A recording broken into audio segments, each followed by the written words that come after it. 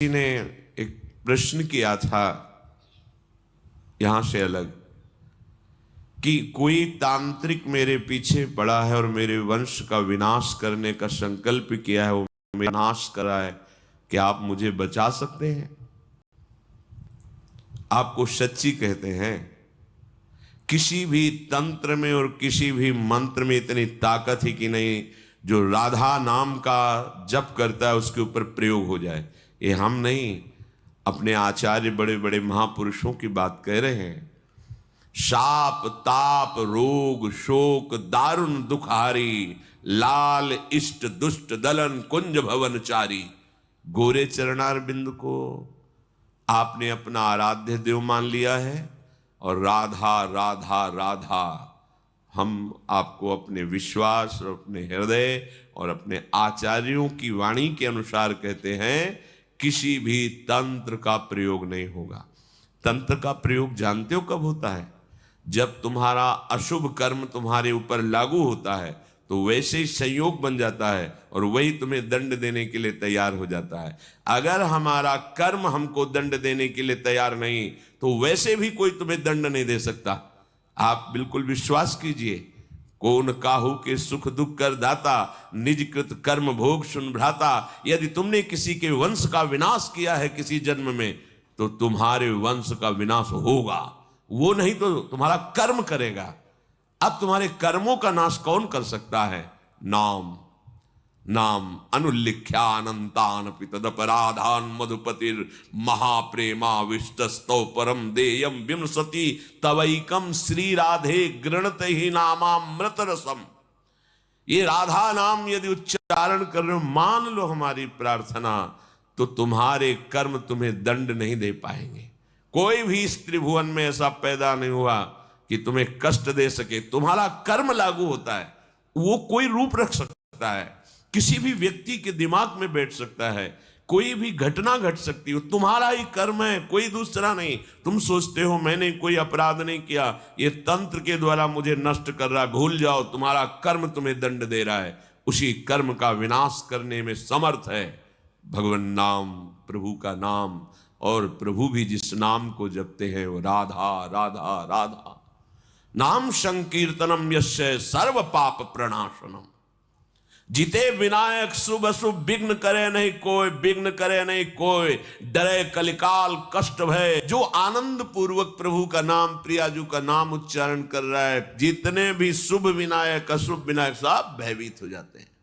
हर्ष हरिनाम जपत जय, उसकी कोई पराजय कर सकता है? बड़े बड़े यक्ष पिशाच गंधर्व राक्षस सब थर्राते हैं। जिसकी जिह्वा पे नाम होता है भगवान उसके अधीन होते हैं, दिव्य शक्तियां उसकी आसपास रक्षा करती है। अब आप लोगों को अध्यात्म से मतलब ही नहीं है, बस मनमानी आचरण करना, भोग संग्रह करना, भोगना, और जब कर्म लागू हो गया तो अज्ञान के कारण हम आरोपित करते हैं उस व्यक्ति ने मुझे सताया, अगर वो व्यक्ति सृष्टि में ना हो तो मैं सुखी हो जाऊं। ऐसा नहीं है। तुम्हारा कर्म दूसरे रूप में आकर के दंड दे दे। वो बहुत रूप धारण कर सकता है, किसी व्यक्ति का, किसी अस्त्र का, किसी घटना का, किसी रोग का। इसलिए आप हमारी प्रार्थना मानिए। पहले ये छोड़िए कि तुम्हें कोई कष्ट दे सकता है या दे रहा है, वो तुम्हारा कर्म ही है, किसी भी रूप में आ सकता है। कई बार सुना है कि एक गौतमी नाम की बहुत बड़ी तपस्विनी थी, उनके एक ही पुत्र था, उसको सर्प ने काट खाया, मर गया।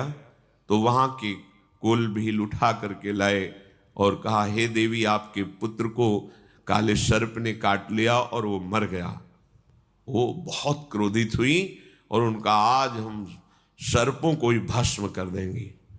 आकर्षण किया तो सर्प सामने उपस्थित हुआ, मैं तुम्हें दंड दूंगी, तुमने हमारे पुत्र को क्यों डसा? तो उनका, आप तपस्विनी हो, आप ऐसा कर सकती हो, पर मेरी प्रार्थना सुन लीजिए।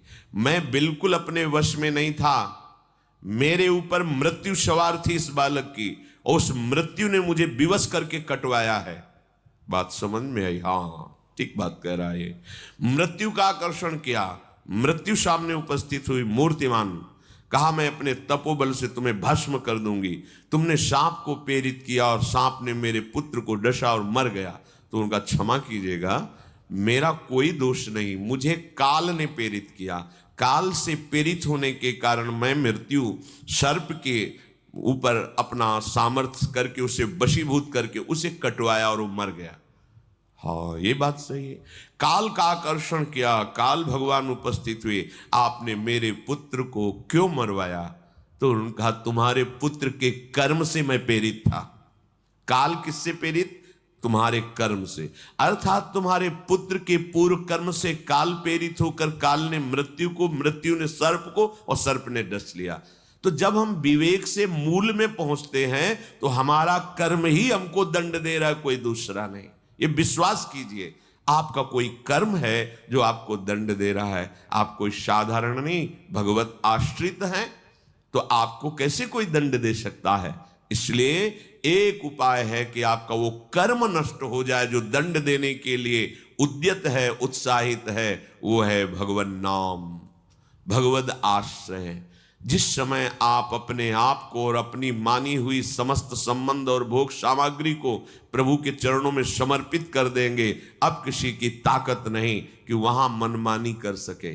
वो जो भी होगा प्रभु के विधान से होगा, और प्रभु के विधान को शरणागत सर झुकाकर स्वीकार करता है, चाहे वो कठोर रूप विधान हो या मृदु रूप विधान हो। मेरे प्रभु मेरा परम मंगल कर रहे हैं। रहा ना मेरे मन में कोई जो मुझको अपनी कह टेरे। बाहर से सब अपना अपना कह रहे हैं कि तू मेरा, लेकिन मेरे मन में तो केवल अपनापन श्री जी के लिए। ध्यान देने की बात, मेरे मन में कोई ऐसा नहीं है कि जिसे मैं अपना कह सकूं, वो केवल श्यामा श्याम है। मेरा सभी से अपनापन उठकर श्री जी के चरणों में समर्पित, यही तो उपासना का लक्ष्य है। जननी जनक बंधु सुत दारा, तन धन धाम सुहृद परिवारा, सबकी ममता ताग बटोरी, मम पद मन ही बांध बर डोरी। आहा, उपासना का रंग चढ़ा और हृदय में आ गया कि इसी भांति उठ गया सभी पर से अब मेरा अधिकार। जब से हुई समर्पित, जब से किया प्रीतम ने अंगीकार, अब मेरा कुछ नहीं, कोई अपना नहीं। तो क्या वो जंगलों में घूमता है? नहीं, सब प्रभु का मान करके वैसे ही सेवा में रहता है जैसे एक अज्ञानी जीव रहता है। वैसे उन्हीं के बीच में रहकर खूब परिवार की सेवा, खूब धन कमाना धर्म पूर्वक, और सारे के व्यवहार वैसे ही करना। बस समझना है मेरा कुछ नहीं, प्रभु का है। प्रभु के भवनाथ सकल संपदा तुम्हारी, मैं सेवक समेत सुत नारी। बहुत सुंदर उपासना। देह कहीं भी रहे, वृंदावन में रहे, दूर देश में रहे, अब ये प्रभु के विधान में है। जहां राखो ता रहो मान सुख राशि है। स्वर्ग नरक अपवर्ग आस नहीं त्रास है। चाहे स्वर्ग में रखो, नरक में रखो, अपवर्ग में रखो, वो आपका विषय है। मैं तो अपने आप को आपके चरणों में समर्पित कर दिया। देह कहीं भी रहे, इसे दे कोई चाहे मन का प्यार। कोई बहुत इसे प्यार कर रहा है, प्रणाम कर रहा है, नमस्कार कर रहा है, आप जानो, या अथवा इसे सताए कोई, देता रहे सदा दुत्कार, कोई निंदा करे, गाली दे, अपमान करे, आप जानो। अब इस देह के प्रपंच में मुझे नहीं फंसना, ये देह आपको समर्पित है। ये दिव्य उपासना का भाव। कोई कैसे भी माने बरते इसको इच्छा अनुसार, मुझसे मतलब नहीं, देह से ही ये सारा है व्यवहार। जैसे हम अपना मकान किसी के नाम कर दें, अब वो उसमें क्या व्यवहार करता है, कैसा रंग पुतवाता है, सोहनी लगाता है कि नहीं, वो क्या करता है वो जाने, मेरे को कोई परवाह नहीं, मैंने तो बेच दिया, दे दिया। ऐसे ही जैसे रूप लाल हित हाथ बिकानी, अब तो श्यामाजू की चरण दासता के लिए मैं बिक गया, उनका हो गया। मेरा तन, मेरा मन, मेरा प्राण श्री जी का। अब जैसा चाहे बिल से, अब कोई शिकवा नहीं, कोई शिकायत नहीं।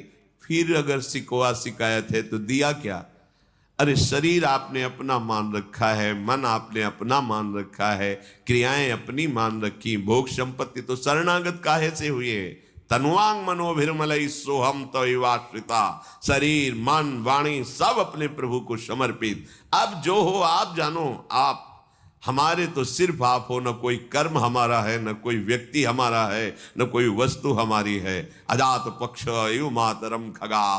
कितना आनंद का विषय पर हम समझ नहीं पा रहे, हम समझ नहीं पा रहे। भगवत प्राप्ति इसी से होती है, क्रियाओं से नहीं, इसी से।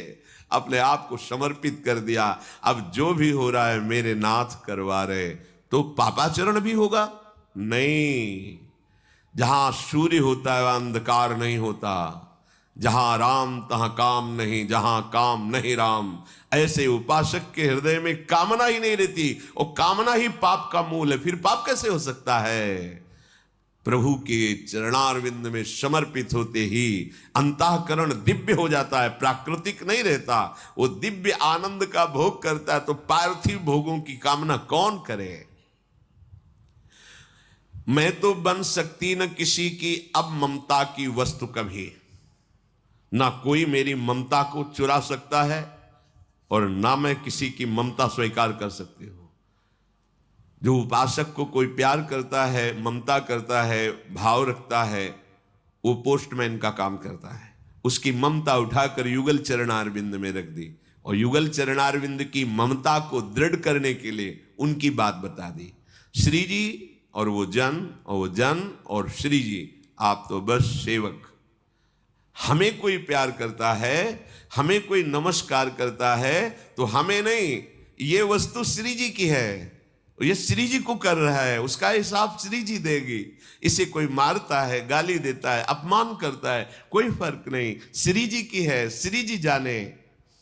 मैं तो बन सकती न किसी की ममता की अब वस्तु कभू, कभी मेरे तेरे के द्वंद्वात्मक नष्ट हुए संपर्क सभी, नष्ट हुए संपर्क सभी। आपके संपर्क का सीधा सूत्र केवल प्रियालाल से होना चाहिए। अपने तन मन प्राण के स्वामी प्रियालाल है। हम दूसरे से सहयोग या दूसरे से अपने दुख सुख की बात कभी नहीं, अपने दुख सुख की बात रही नहीं गई। अगर आपको ऐसा लगता है तो उन्हीं से कहो, जिनके तुम हो वही निपटा सकते हैं, दूसरे से नहीं। और कहने की जरूरत तब है जब आपको विश्वास नहीं है। यदि विश्वास है तो उन्हीं की वस्तु वो जान नहीं रहे क्या? जब वो जान रहे और सहाना चाहते तो जोई जोई प्यारो करे, सोई मोई भावे, फिर शिकायत क्यों करें हम? मेरे तेरे का आप संबंध नहीं रह गया इस जगत से। वे मेरे, मैं उनकी, अब बस रहा एक ही यह संबंध। मेरी इज्जत, मेरी धन, मेरी गति, मेरी मति, मेरी श्यामाजू, भला कौन छू सकता है? हमारी श्यामाजू। कटे मोह ममता के सारे छोटे बड़े विविध विध बंध। जितनी ममता शक्ति संसार से थी स्वाभाविक नष्ट हो जाती। कटे मोह ममता के सारे, जितनी मोह ममता हम समेटना चाहते हैं हमसे नहीं समेट सकती। प्रभु के नाम कर दो। ये बड़े बलवान हैं, काम क्रोध लोभ मोह मद मत्सर, पर जिनके बल से ये बलवान हैं वो जब दृष्टि से देख लेंगे तो ये सब मिट जाएंगे, हट जाएंगे, शांत हो जाएंगे, निहाल हो जाओगे। जिनको वृंदा विपिन है कृपा तिन्हीं की होए। ये लाडली जू की अपार कृपा हमारे ऊपर हुई है। हम सब जो वृंदावन की पावन भूमि में बैठे हैं, ये केवल कृपा है।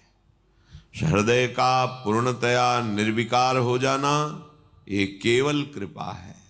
हृदय का प्रेम से परिपूर्ण हो जाना ये केवल कृपा है। प्रियालाल की प्राप्ति हो जाना ये केवल कृपा है। कहीं भी अहम के द्वारा की हुई साधना से ये सब प्राप्त नहीं होता है। इसीलिए महाप्रभु हरिवंश चंद्रजू ने सर्वेषु साधन वरेषु चिरम निराशा, अहम की धरा से की हुई साधना त्रिगुणात्मिका माया के द्वारा रचे हुए लोक लोकांतरों की प्राप्ति तो करा सकती है, पर सच्चिदानंद प्रियालाल की प्राप्ति, नवनिवृत्त निकुंज वृंदावन, प्रेम बपू, सहचरी भाव और निरंतर सेवा में मगन रहना ये महासुख जो अन्य लोकों की बात क्या, परम पावन धाम वैकुंठ में भी ये सुख नहीं है जो सुख वृंदावन नवनिभृत निकुंज में है। सखा भाव के महापुरुषों ने ही जब स्वयं वैकुंठ का वैभव श्री कृष्ण कृपा से देखा तो कह पड़े, कन्हैया मुझे वैकुंठ सुख नहीं, मुझे वो ब्रज सुख चाहिए जिसमें मेरा श्री कृष्ण है। यहाँ तो भगवान बैठा हुआ है, बहुत दिव्य पार्षद मुझे आगे ही नहीं जाने दे रहे, और मेरा कन्हैया मेरे साथ खेलता है, वो मुझे सुख चाहिए, ये सुख नहीं चाहिए। जहाँ सखा भाव में ही वैकुंठ सुख लघु हो गया, वहाँ ये महाप्रेम रस, महामाधुर्य रस, वृंदावन नित्य विहार, ये तो बहुत ही दुर्लभ है। हमें श्री जी की कृपा प्राप्त हुई है, अब हम इस कृपा में डूबे। जो हमें प्राप्त हुआ है बहुत बड़ी बात है। राधा नाम, राधा धाम और राधा चरण उपासना ऐसी करुणामयी स्वामिनी है कि एक दो अपराध क्या अनंत अपराध बन जाएं, पर उस उपासक के हृदय में ये बात है कि मेरी लाडली जो, तो सच्ची मानिए उसकी किंचन मात्र दुर्गति नहीं होगी। प्रभु अधीन है हमारी श्री जी के, जाके अधीन सदाई सामरो, या ब्रज को शिर ताज, हमारे माई श्यामा जू को राज। बस आवश्यकता है इस बात की कि हमारी एक एक वृत्ति श्री जी में लग जाए, वो भी उन्हीं की कृपा से लगेगी। पर आपको जो उपासना मिली है, जो नाम मिला है, इसमें हमारे प्रयास की जरूरत है। हम प्रयास पूर्वक जितनी हम में ऊर्जा शक्ति है, सुख मिले ना मिले, हमें उपासना मार्ग में आगे बढ़ना है। खूब नाम जप करना है, नाम कीर्तन करना है, वाणी गायन करना है, वाणी श्रवण करना है, और जितने भी सांसारिक व्यवहारिक परमार्थिक कार्य हैं वो सब प्रियालाल के चरणों में समर्पित करना है। इससे एक दिव्य भाव आएगा आपके हृदय में। ये भाव कहने सुनने का नहीं, ये हृदय में होता है। प्रियालाल मेरे, मैं प्रियालाल का, कोई मेरा नहीं, मैं किसी का नहीं, ये अंतर की स्थिति में आता है। ये जब स्वयं आने लगे तो जान लेना कि अब हमारा प्रियालाल के पास जाना निश्चित हो चुका है। जब तक हमारा कुछ बकाया रहता है तो उसका हिसाब करने आना पड़ता है, लेना या देना, कर्म परिणाम भोगना, या जो हमने शुभ कर्म किए हैं, किसी को दान दिया है, किसी को स्वीकृत किया है, तो वो लेना, लेना न देना, तब प्रियालाल में मगन रहना। इसलिए हम सारे कर्म प्रियालाल को समर्पित करते हैं, चाहे व्यवहारिक हो चाहे परमार्थिक, तो वो हमारे प्रियालाल के चरणों में समर्पित हुए तो उसका परिणाम हमें प्रियालाल मिलेंगे। अगर हम शुभ और अशुभ कर्मों को अपना मानेंगे, कर्ता भाव रखेंगे, तो हमें भोगने आना पड़ेगा, शुभ कर्म भोगने और अशुभ कर्म भोगने। इसीलिए उपासना में सबसे महामहिम भाव प्रकट होता है उपासक के हृदय में कि मेरा कोई नहीं। कोई नहीं मतलब शरीर भी मेरा नहीं, कर्म भी मेरा नहीं, सामग्री भी मेरी नहीं, पूरे जगत में कोई मेरा नहीं, केवल प्रियालाल। ये आता है जैसे मीरा जी के हृदय में आया, मेरे तो गिरधर गोपाल दूसरो न कोई, न ये शरीर मेरा है, न संबंधी मेरे हैं, न ऐश्वर्य मेरा है, न भोग मेरा है। बिल्कुल। अब देखो जीवन मुक्त हो गया ना, जब कुछ मेरा ही नहीं तो फिर किसके लिए आएगा? जो मेरा है वो प्रभु है, तो प्रभु में लीन हो गया।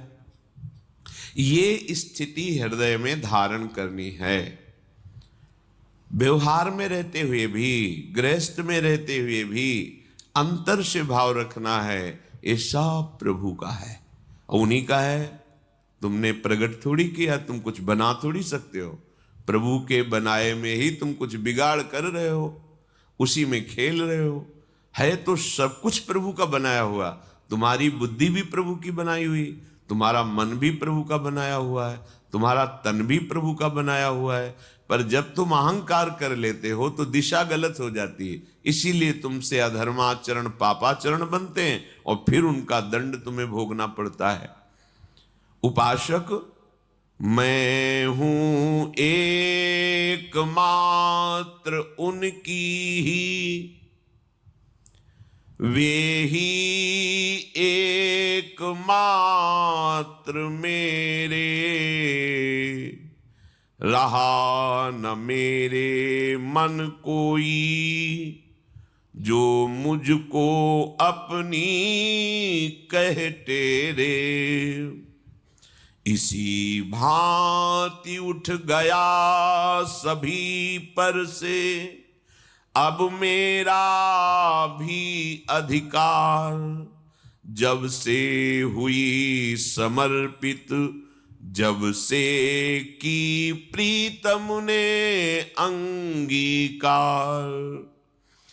देह कहीं भी रहे, इसे दे कोई चाहे मन का प्यार, अथवा इसे सताए कोई, देता रहे सदा दुत्कार।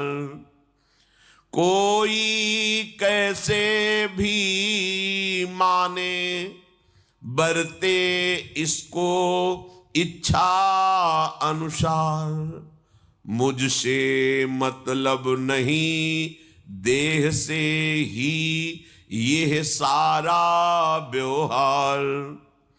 मैं तो बन सकती न किसी की ममता की अब वस्तु कभी, मेरे तेरे के द्वंद्वात्मक नष्ट हुए संपर्क सभी। वे मेरे, मैं उनकी, अब बस रहा एक ही यह संबंध। बस इस प्रकार ममता के सारे छोटे बड़े विविध विध बंध। मैं प्रियालाल की, प्रियालाल मेरे, कोई मेरा नहीं, क्योंकि कोई है ही नहीं। सत्य वस्तु तभी दिखाई देती है जब प्रकाश हो। अंधेरे में ठूंठ को भी हम भूत मान लेते हैं, रस्सी को भी सर्प मान लेते हैं।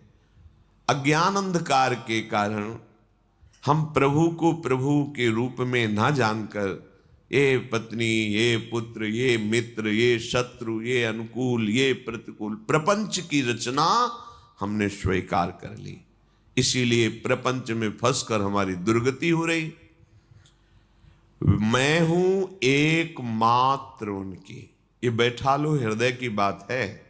ये मत सोचो कि भजन करते करते ये बात कभी आएगी। ये बात अभी बैठालना है। जो बहुत वर्षों की साधना से प्राप्त होता है वो सत्संग में 1 मिनट में प्राप्त हो जाता है। बस तुम्हें स्वीकार करना है। बहुत ध्यान से सुनिए, स्वीकृति से ही दुर्गति है और स्वीकृति से ही सदगति है। स्वीकृति करो, मैं प्रियालाल की, प्रियालाल के सिवा मेरा कोई नहीं। जब ये स्वीकृति हो जाएगी तो इस लोक और परलोक में दिव्य शक्तियां तुम्हारी रक्षा करेंगी। ये अंतर में बैठे हैं हमारे प्रभु, वो तुम्हारी ये बात स्वीकार कर रहे हैं।